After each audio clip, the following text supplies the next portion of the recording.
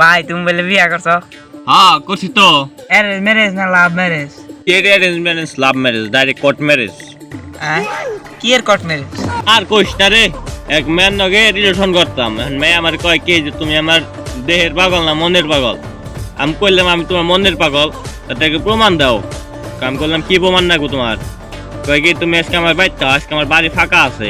এখন গেলাম, তারপরে কয় কি যে তুমি আমার যদি টাচ করো তাহলে বুঝুম তুমি আমার দেহের পাগল, আর যদি আমার টাচ না করে থাকতে পারো সারা রাত তাহলে বুঝুম তুমি আমার মনের পাগল।